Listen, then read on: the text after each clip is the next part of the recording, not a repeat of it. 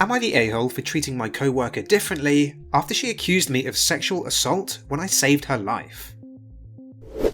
I'm a quiet guy, and genuinely friendly. I treat all my co-workers as friends.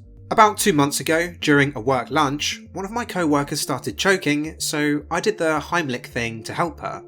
After she was in the clear, the others cheered and I asked if she was alright. She just nodded and headed straight to the bathroom without a word, so I didn't think much about it. Until 2 days later, I got called into HR for my inappropriate behaviour. I was confused and asked for more details. That's when they told me that my co-worker had filed a complaint stating that she felt my touch when I was helping her was inappropriate, that my body was too close and she felt my private touching her. I gave my statement and they put me on ice while they investigate further. I was still working with the potential to be removed. After a week, I was in the clear. I returned to working normally without fear, but I started distancing myself from that co-worker. She tried to apologise, which I accepted, and she tried to explain that she has a trauma, but I still take precautions and only treat her as just a colleague. I'm no longer talking to her unless needed to, always keeping distance, no longer inviting her out unless there are others. She tried to say that I'm being ridiculous and petty, but I told her that I'm just looking out for myself. Christ. I mean, it's one thing being thankless after someone just tried to save your life, but to actively try and punish them for it. You have to avoid her now. That's the answer. You weren't fired this time, but she has the power to get you fired. And you do not sacrifice yourself in this situation. That will not solve anything and only cause you harm. Listeners, let me know what you think in the comments. I know a lot of women have experiences that make it hard for them to be touched by strangers, but to go straight to HR, considering the turn of events, seems like the wrong reaction to me. Am I the a-hole for being furious with my husband for dying of a preventable illness? I fairly recently became a widow. I'm 35F and my late husband was 44M when he died. He died of lung cancer after a short but intense battle. Here's why I'm angry about this. Both of my husband's parents died of lung cancer. 3 out of his 4 grandparents died of cancer, with 2 of them being lung cancer and the other one being laryngeal, so still related to smoking. Even some of his great-grandparents either died of, or at least had, cancer at some point in their lives.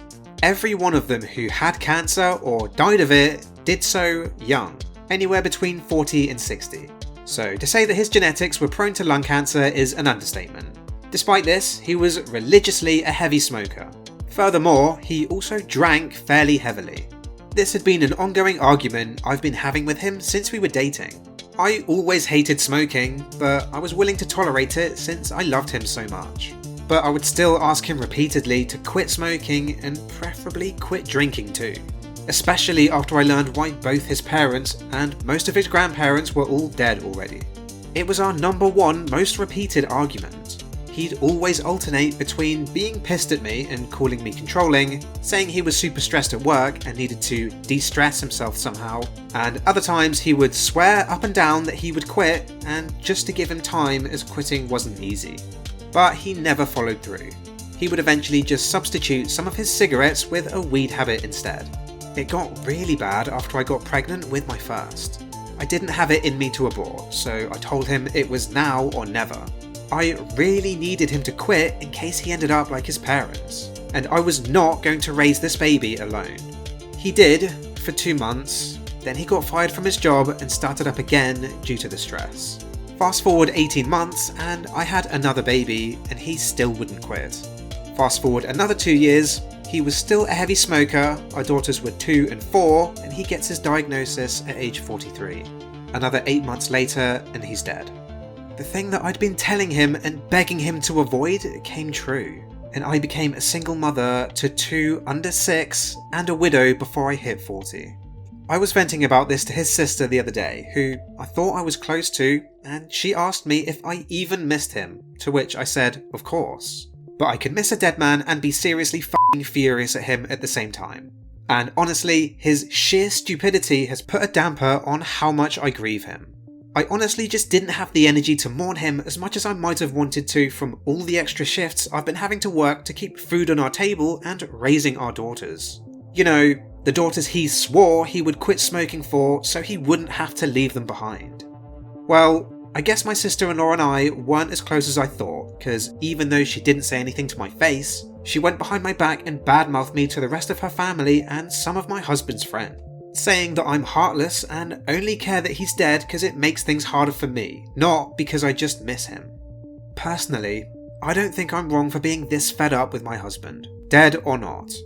But seeing how people are starting to gossip about me, and some of his friends have stopped checking in as much, is starting to make me have second thoughts.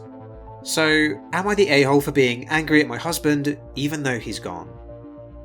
To me, it honestly just sounds like a part of grieving. I'm sorry that it sounds like you're alienating your remaining friends and family, but you have to consider what your sister-in-law is feeling too.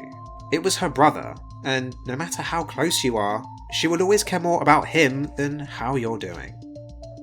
Someone makes a great point in the comments. I think a part of what you're dealing with is the very real question, why did I marry a man with a fatal habit that I abhorred? Then OP responds to say, I wish I had a better answer for you beyond that I just loved him. I'm going to do my best to make sure that my daughters know that that's not always enough, and not to tolerate a man who won't keep his word. Am I the a-hole for walking around my boyfriend's house naked? So here's what happened. My boyfriend at the time invited me over for around a week because his family was leaving for a vacation and he wanted to spend some time with me one-on-one. I agreed on the terms that it was okay with his family because it felt weird to me to be in their house without them. Before I started staying there for the week, we also talked about sleeping arrangements. I had trouble sleeping in the same bed as my ex because he snored and I'm an extremely light sleeper.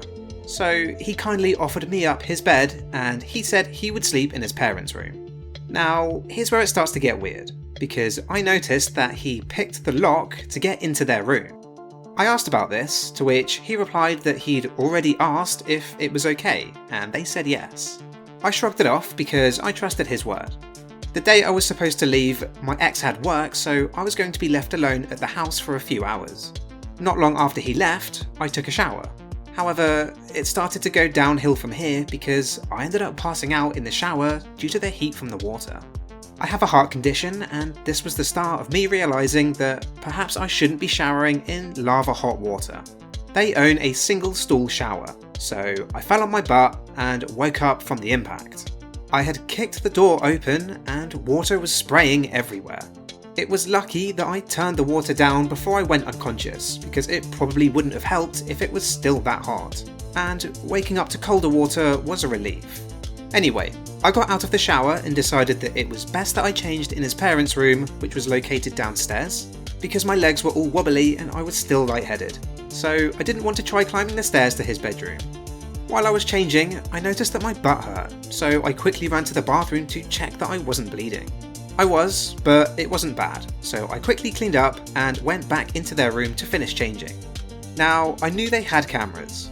However, my ex had told me around the beginning of our relationship that they never checked them.